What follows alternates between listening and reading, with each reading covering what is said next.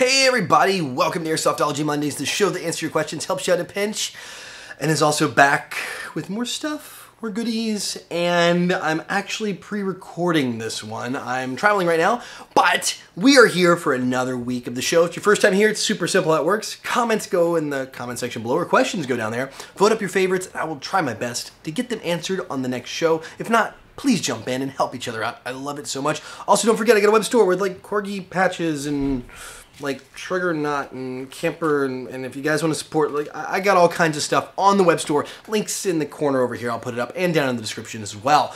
But enough of how all this thing works. We're gonna jump right in. Enough talking to what you're really here for, and that's your questions in the Tippmann mail call. Sorry a fan 93 writes, what's your opinion on shell ejecting AEGs like the Top M4? Now I've had this one before and I kind of want to cover it again. The Top M4, if you guys don't know, shell ejecting is you actually have what looks like a real shell of a rifle or a pistol in some cases, and you load a little BB in it and you put them in the magazine, and every time you fire, the BB gets shot out and the shell boop, pops out like a real gun, kind of that way.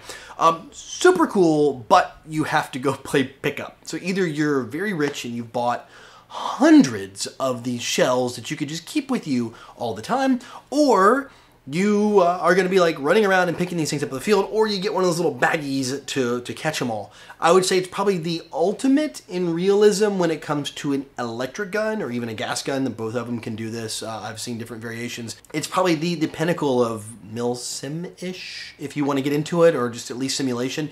But it's such a pain because you have to pick those back up. Unlike a real one where you just kind of let the brass go and you reload around next time, unless you're doing a lot of reload stuff yourself. So yeah, it's just one of those things. Super cool, fun to have. I would definitely not play with it in a game at all. It's just not worth it in my opinion, unless you're just uber rich and you want to buy like 10 or 15 or 20,000 of those shells and just load them all up and have fun. Hey Jonathan, what do you think is going to happen with the YouTube gun ban and the airsoft world? Is there a backup platform you want to plan to transfer to if the airsoft community gets hit with the YouTube gun ban? Alright, so if you guys don't know, I've been talking a lot about the YouTube gun ban here lately, and just banning and demonetization and all these things on YouTube, and it's tough for a creator like me and all of us out there doing it. I'm sure there are so many of you. Every week I get some fantastic recommendations.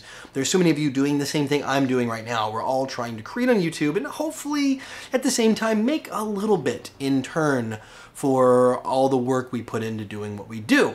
So yeah, it's very difficult. It's scary. Right now, the YouTube gun ban applies to high capacity magazines, which are over 30 rounds. You can't have those in a video. You can't show how to make a suppressor.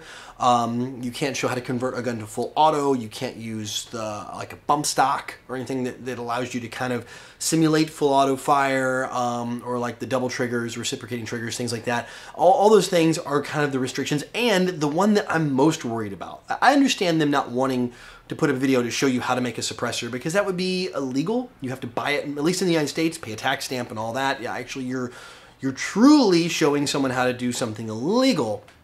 But when you look at something like the magazines, that's kind of dumb. They're legal to own in most places. I think that's kind of stupid. I personally, I even have some magazines that are over 30 rounds. I think it's kind of dumb there.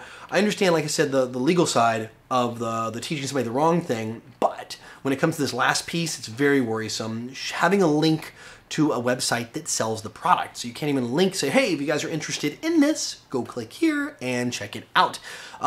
For me and all the other channels, including the retail channels, especially like eBay, Red Wolf, Airsoft GI, Megastore, all of the major retailer websites out there, they would be in violation of YouTube terms of service by even putting a link back to their website to purchase it. Even a link to their main website. Hey guys, here's our site. Because they're a retail shop. That is really scary. Right now, it only applies to firearms. They were very specific. I did check with my network. They is only real firearms, not lumped in with paintball and airsoft like in their firearms category right now. They're only looking at real firearms. But still, I'm very nervous about this. Now, am I going to jump ship and go to another platform? Nah, not right now, but have I got a plan in place? Absolutely. I got my website. I've got a lot of things lined up that are ready in case things go bad, and like as a hub and all that. And there's a lot of great sites out there that are already in place in case this hits. I think the gun community's feeling it. I would not be surprised if it hit you Airsoft later on down the road. It's death by 1,000 paper cuts, as they call it. You don't swing a sword once, it enrages everyone, but if you just slowly cut someone a little bit, they bleed out. Or what do they say, boiling a frog? I think that's the expression. You do it slow enough, the frog will never know. It's a terrible analogy, actually. It's terrible to think about that, really. Anyway, back to the topic here. Yes, I'm prepared. Yes, I'm ready. Yes, I have a backup of all my videos.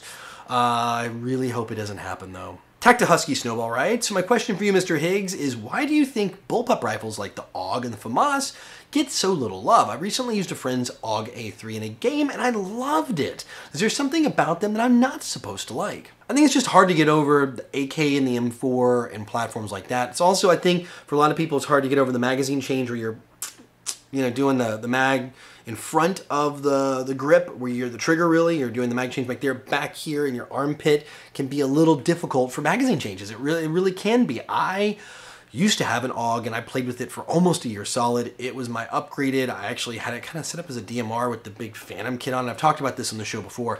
Absolutely one of my favorite guns. I loved it. It took a little bit of learning curve to do the armpit mag change kind of things. That's where the magazine well is. But once you got past that, it's a really great platform. You can have a very long gun in a short package. It lets you kind of do CQB with a long barrel because all the guts are back here. The downside is the mech box is kind of right in your ear when you're sighting down the sights, so it's a lot louder. It may prevent you from hearing other players call hit, things like that. But short of those things, at least on an AEG, I think it's a cool platform. I think it's just, personal preference. I think people don't want to learn something new, and, they're not that common. There's only a couple companies that make the FAMAS and the AUG and things like that.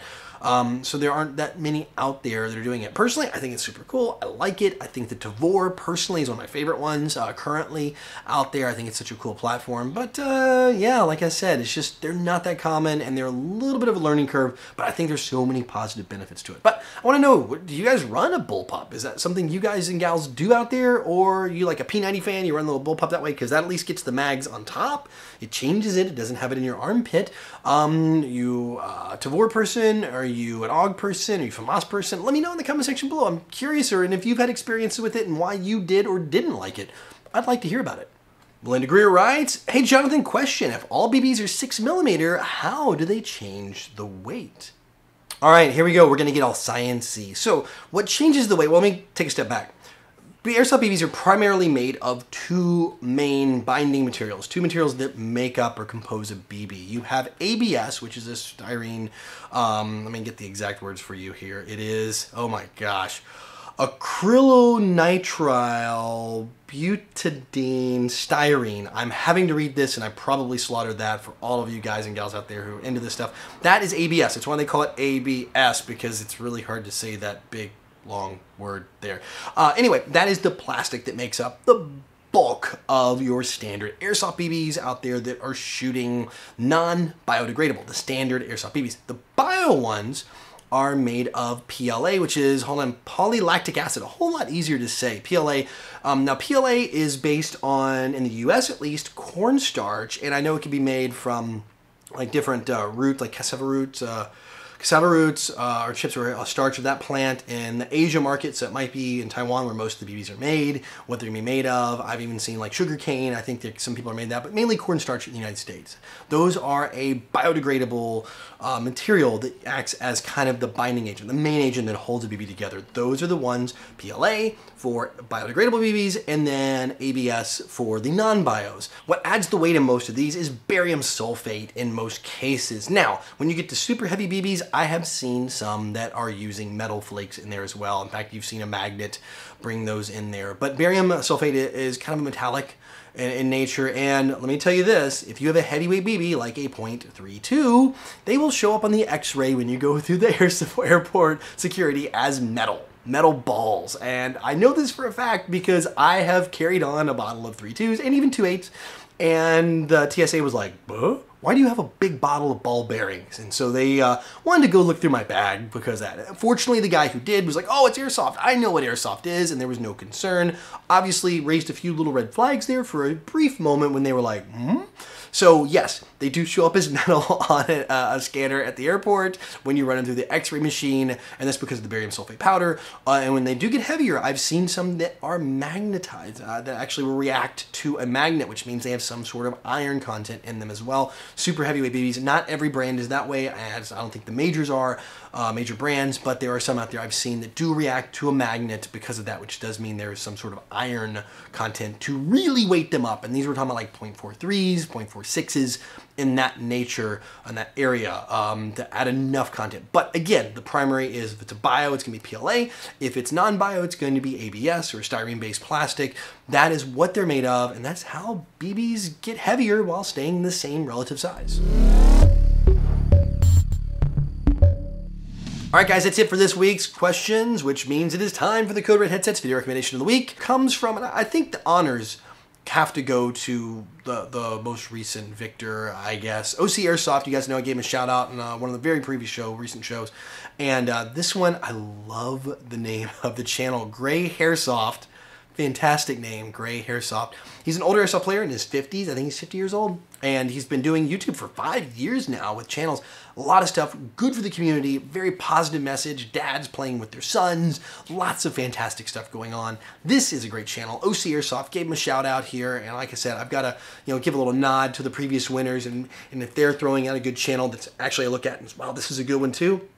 Definitely have to give them that opportunity. And OC Airsoft really came out with, I would say, definitely a community, very positive community message channel here with Gray Hairsoft. So if you guys haven't mashed the sub button on the Gray Hairsoft, he's been uploading a lot of raw footage, which I like all the raw footage.